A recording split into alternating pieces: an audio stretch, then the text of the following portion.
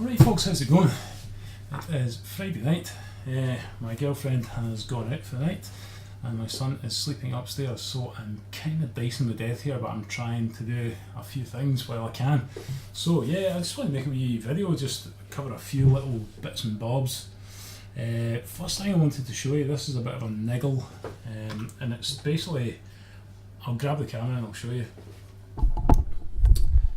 Now I don't know how many of you use these, you know, the bottling things, so what are they called? Rinsers, bottle rinsers. I'll just put the camera down, there we go. So, fantastic, if you've never used one, you've got to have one really if you bottle, just absolutely essential piece of kit. However, and I'll show you what the problem is with it, this one in particular, and I've googled it, so there seem to be other people out there with the same problem. This spring gets bent very quickly. I think after the first use it got bent, and because of that it doesn't sit properly in the other part. I'll show you that. So spring basically goes in here, and now because it's so bent it doesn't really go in there properly either, but that spring should then sit in there, in that sort of housing there. As you can see, mine is completely chewed up because the spring's been dancing around all over there and it's just completely goosed it. But that basically, that ridge is not deep enough to hold that spring, especially once it gets starting to get bent. So if I try and put that in the middle and try and screw that on, that's it, jumped out. Hear it? So now, I don't know if you can see it, the spring is actually sitting, the bottom of the spring is sitting against that white wall. Now, yeah, a bit of a pain in the arse. I mean, does it really matter? Probably not, because it still works, but it's just a bit shite really, isn't it, you know? So, yeah, has anyone else got this? And if so, have they got a dodgy spring? I'll show you it in action because it still works, but I'm pretty sure one day it's just not going to work and then I'll be buggered. So, do you have to buy a new one? Can you get a replacement spring? I really don't know. So if anyone's got any ideas for replacement springs, or if there's other bottle washers that don't really have that problem, I know there's like a yellow one and stuff, you could maybe let me know. But I usually just stick my caps in it when I'm doing my bottles and stuff, so I'll get some Star San in it, get the caps in, I'll show you it's still working anyway. So there you go, there is the rinser there, on top of my bottling tree. Another absolutely essential piece of kit. If you don't have one of these, you have to get one. If you bottle, absolutely no way of doing this without it. I mean, you obviously can, but it'll take you forever. I was going to get, because I use like pint bottles, so I've got like 40 bottles. I was thinking I only need one that takes 40 bottles, but if you notice, all the ones at the bottom there have just been washed. Then I'll take one for example, I'll show you the rinser's still working. A couple of squishes of that, and dip the neck in for good measure, and stick it round the back, and then you've got two-tier system going. You've got your wet ones at the bottom which are drying, the ones that have just been cleaned, you've got the ones that have just been sanitised, and they are sitting at the top, and if I keep working my way around here,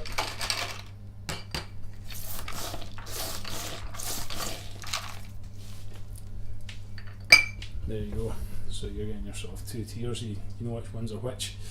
Pretty handy. So yeah, as you can see, sanitizer in the old squisher still works, but yeah, that bent spring's slightly annoying. But yeah, get yourself a squisher and a bottle tree if you don't already have one, and I shall skip to something else. Oh yeah, that's what I was wanting to speak about as well. Star San.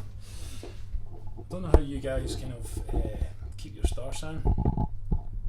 These buckets are fantastic. You get them in Morrison's and they cost I think £4. I'm not sure how many litres they hold, but quite, maybe 10 litres or something like that. But I just make up a batch of Star San and keep it in there. Now I don't know what ratio you guys use. I've written on a bit of tape here to remind myself, but I use 9 ml of Star San to 6 litres of water, and I'm pretty sure I got that ratio off a YouTube video, and it was somebody telling you how to make it up. Certainly works for me. But another little thing, keep some litmus paper in your kit, and you can keep testing to make sure that it's still acidic and it's still going to do the job. Quite handy. And also the old favourite squishy bottle is always a winner. keeps them made up in there.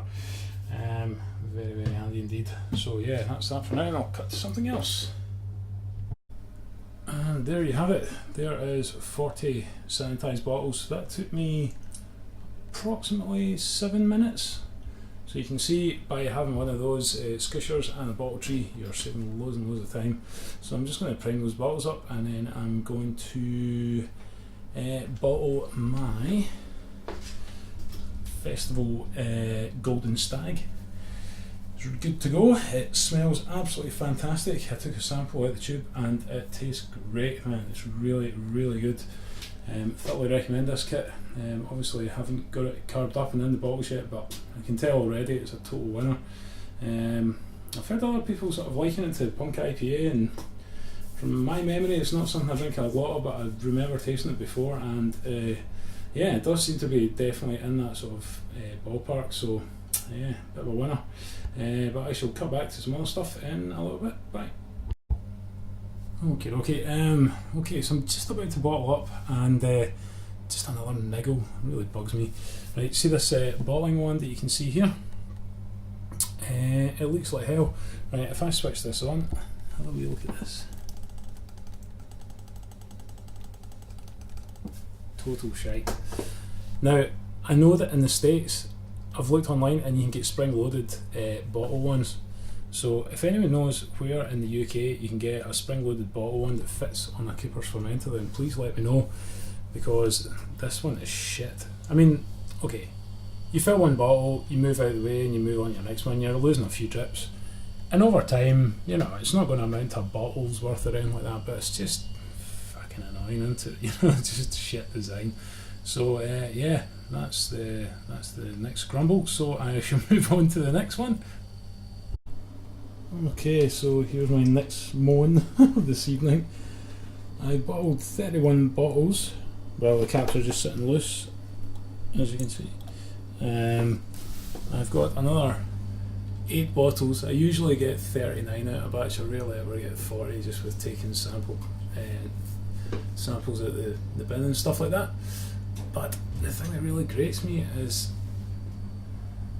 I'm going to have to start tipping that fermenter now to get the last 8 pints out of it. Now the tap on this fermenter is just way too high. Look at the tub at the bottom. You're lucky if you've got an inch, if that. And look at the height of the tap. I mean, I'm going to have to start tipping that now.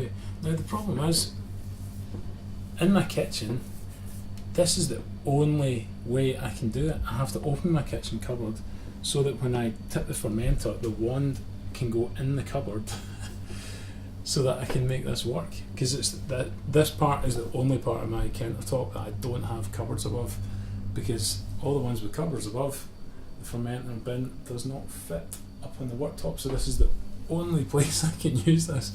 So I'll take a bit of footage of what I have to do to get the last few bottles out of this fermenter. It's a total pain in the arse, but I'll cut to that now.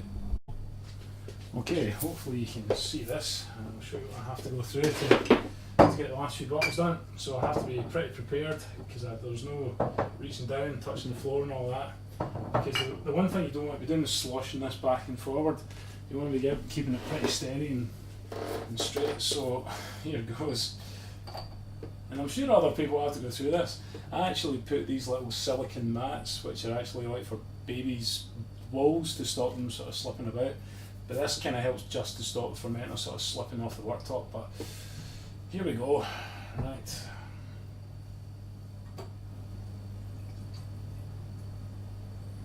And this is where a spring-loaded bottle one would come in handy, because this is the only time that I can't quickly swap from one bottle to the next. So, pretty scintillating viewing, I'm sure, like trying to fill a few bottles, but I just want to give you a rough idea of what this last bit entails. I'm sure you have to probably go through the same thing yourself, but it's a total pain in the arse. So I also have to put a little pot inside the cupboard, because all the drips go inside the cupboard. Just give me a nice sticky cupboard. Always welcome.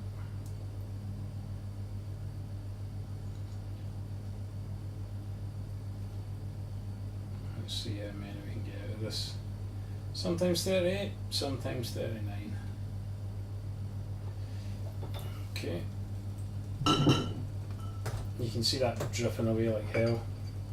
So I'm losing beer, that's not good.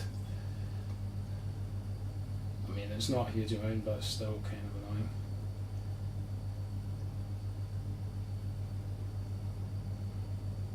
I mean, by the end of this, I don't know what angle you're over at, but it's ridiculous. Why they don't make that tap lower, I have no idea. You'd have to be getting like 4 inches of trouble or something like that to make that tap in the right position. So I'm trying my best not to slosh this around. Obviously want that to stay kind of, the yeast cake to stay where it is at the bottom.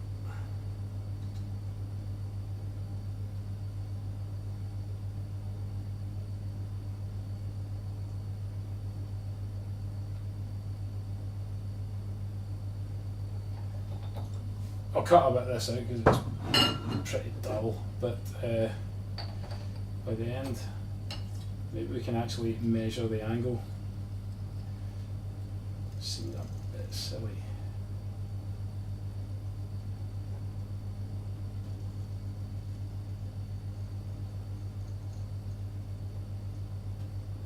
I used to get my girlfriend to help me do this, and I was just like, man, I need to be able to do this alone, because if she's out, this is just useless. So, kind of got it together. It's far from ideal.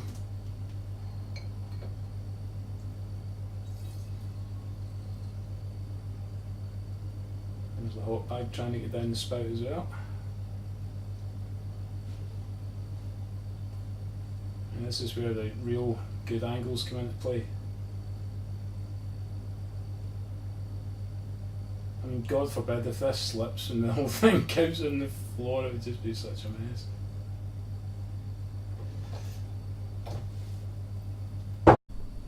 Well, sorry about that. That footage just cut out. I think my batteries went on the recorder, but there we go. Hopefully you can see the crazy angle that I had to work at to get the last that beer out of that fermenter, but there we go. We have 39 pints of Golden Stag to look forward to. So I think what I'll do is I shall crack open a Julebryg.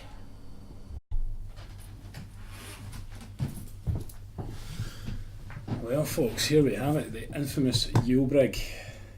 Now I thought this was the last bottle, but I actually did find one out in the garage. So I think what I'm going to do is I'm going to stick the last one away till next Christmas, but that leaves one to have just now. As I said before, I wish I'd kept more of this. I gave a lot away, and I'm glad I did. It was quite a nice thing to be able to do, but I really like it. It's not like anything I've ever made before, and I'm kind of wishing I had a few more just to have, but there you go. So it came out at 6%, and as I said before, it was done from an idea that was on the Cooper site. I'll try and remember to put the link down below, but it's a Julebryg. Now they just recommend that you use an ale kit of sorts. I decided to use the sparkling ale.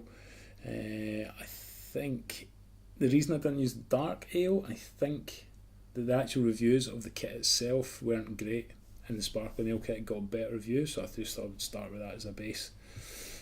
So it was Cooper Sparkling Ale, it was a can of Cooper's Amber Malt.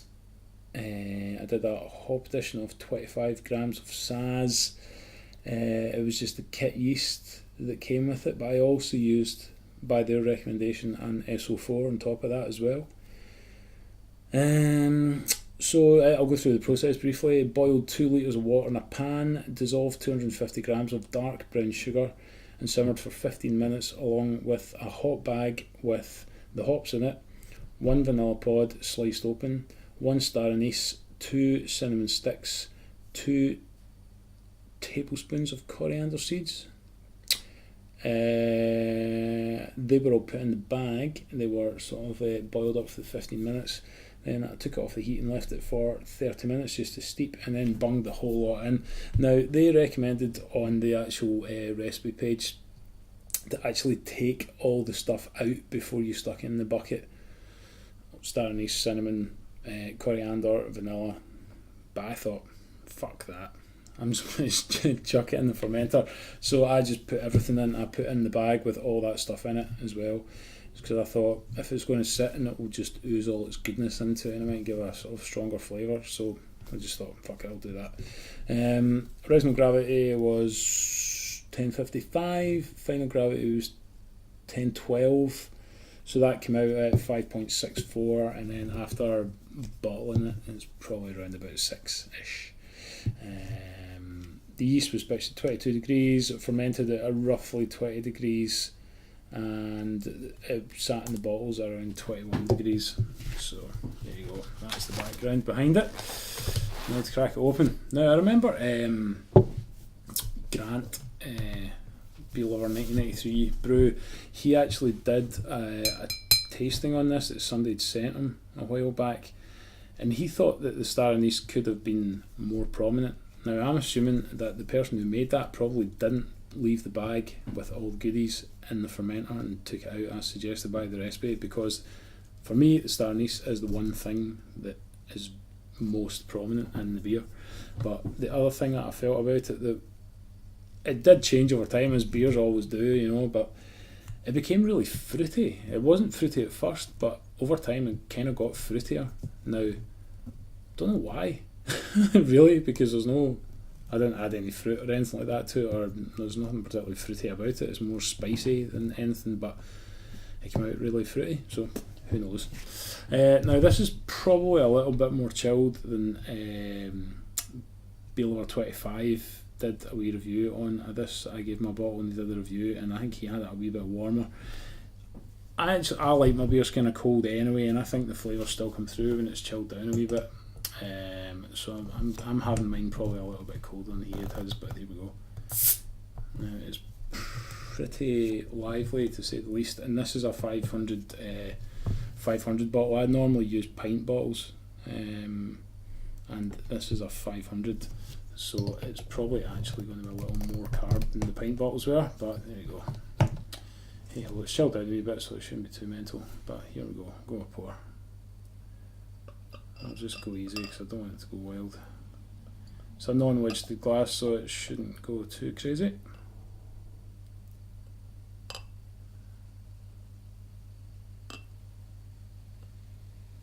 Oh, I just did at the end there. Right, I think there's still a wee bit in the bottle there, but I'll just cut it off early to make sure that we don't get any yeast in it. Right, that's what we look at. Tell you what, it's pretty clear. Yeah, it's looking pretty good. I'll just get a little light behind that if I can pull it up on my phone. Navigate menus to get a bloody torch. Right, here we go. I don't know how that's showing up on camera, but it's pretty clear. It's a really nice colour as well, actually. Kind of ready, well, as you would kind of imagine from an ale kit with an amber malt in it, but it's a lovely colour and it is really clear. Head's really nice as well, foamy, certainly hanging around. So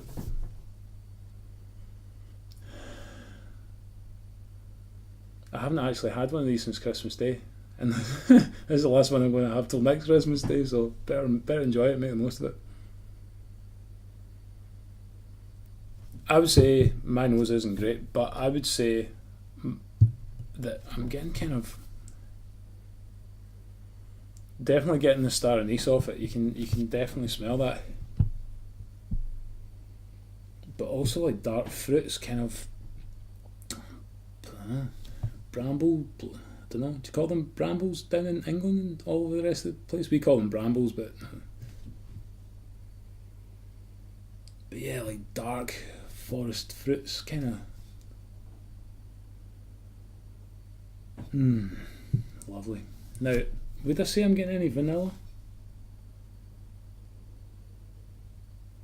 Maybe a hint. Star anise, definitely. Vanilla, possibly.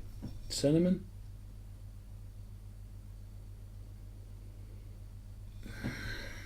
Not sure that I can really pick that out individually.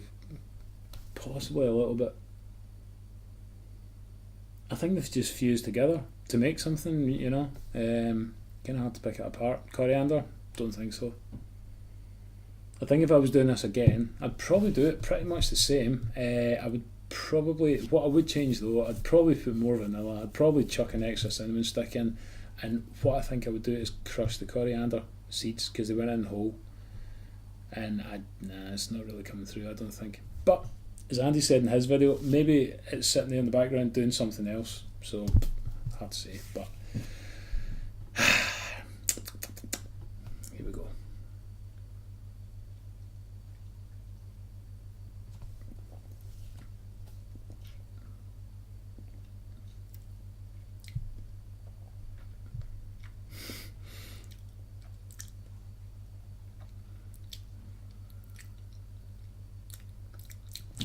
Man, this was really nice, man. I really do like that. Can I pick it apart and do a good review on it? Probably not. It's a bit similar to what I'm smelling, really, to be honest.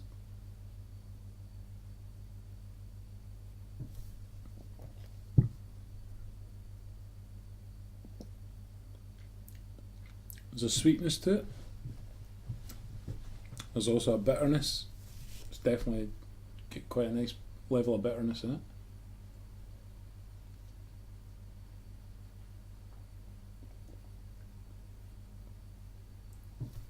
Probably sweet up front, bitter at the end. What else?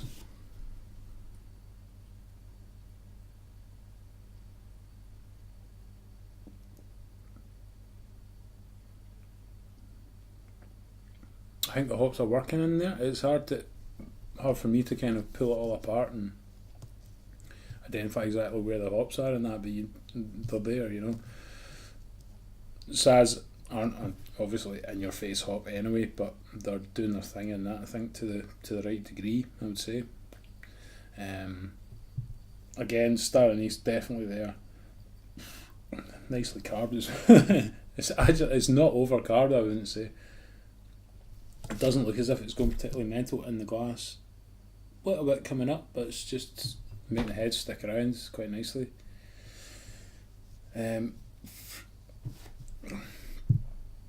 It's just a nice winter warmer, I suppose, is what it is, that kind of style, whether it's ticks all the boxes of a winter warmer, I'm not sure, but it's definitely that kind of sitting by the fire, a nice winter's night just type drink. It's got enough alcohol in it to give you a wee rosy cheek, but yeah, man, it's very drinkable.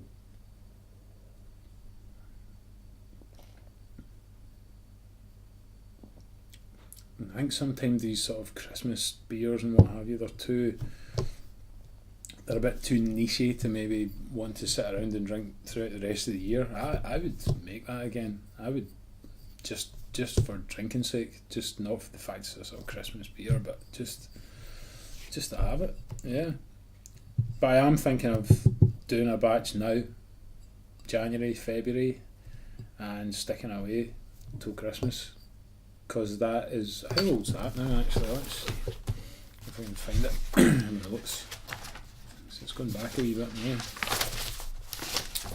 It was before the limoncello, it was before the wheat beer, there we go. It was brewed on the 12th of November, it was bottled on the 20th of November, and it's the 16th of January, so it's a couple of months?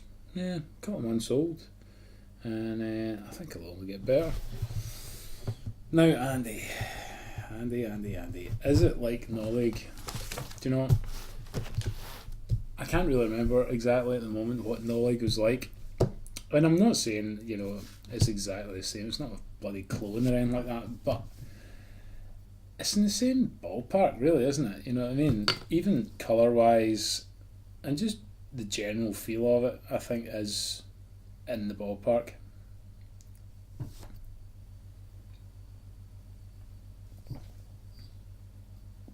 would like to do a bit of a sort of side-by-side comparison. I'd probably get them beside each other and go, Andy, you're right, man, they're not like each other, but I think they're kind of in the same ballpark, you know, that type of thing. But anyway, I'll cut it there. I'll probably just start waffling. So there we go, that's the Julebryg. I'll maybe stick a couple of pictures of the sort of finished article, the bottle and the label and all that in amongst the video, just so you can see it. The other thing I was going to mention, I got a thermometer, like a sort of room thermometer, because I wanted just to keep an eye on the temps where my fermenter was, just to see how it was doing. And on eBay, you know, you get them for £3 and all that, and I'm thinking they are not going to be accurate, there's no way, you know. So I bought one. I'll put a picture of it now.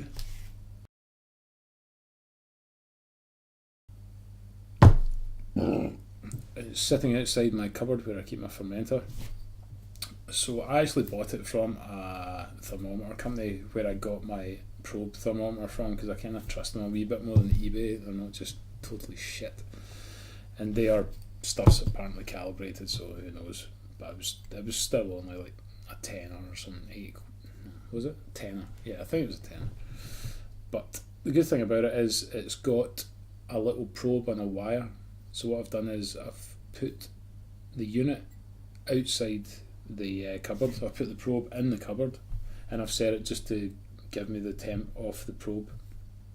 But what it does is, you probably saw from the picture there, it keeps a note of your minimum and maximum temperature reached.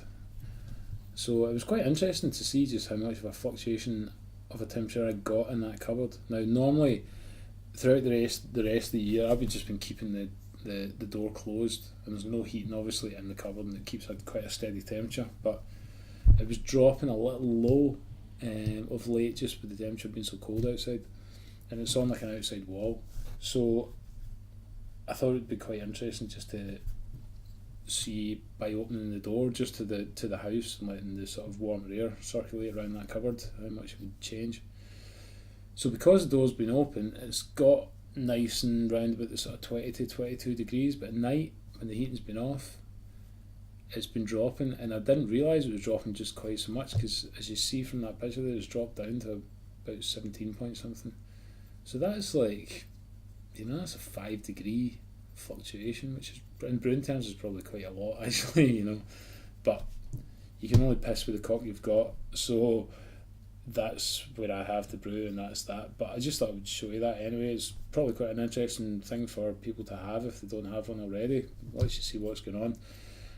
Also, you can have the probe in one room and you could have the display in another room, and you could be reading both rooms if that was of an interest, or you could stick the probe outside or whatever, you know. So quite a handy thing. I've been kind of meaning to get one, so that I just thought I'd go ahead and I got that. So I am waffling, there's no doubt about it. The next thing I'm going to do, I got a Young's American IPA kit, so I'm going to stick that on. I might even do it tonight, but I might be pushing my luck, because the wee man will probably wake up and that'll screw it up, so I might just wait. But that's that. I'm just going to chill and swallow the rest of this. So I bid you good night, and there's loads of snow outside, so I might even go for a wee look outside and see what's going on. So all the best, folks. I'll catch you soon. If you haven't subscribed already, please subscribe, and if you like this video, hit like and leave me a wee comment if you like, and I'll catch you soon. Cheers, bye.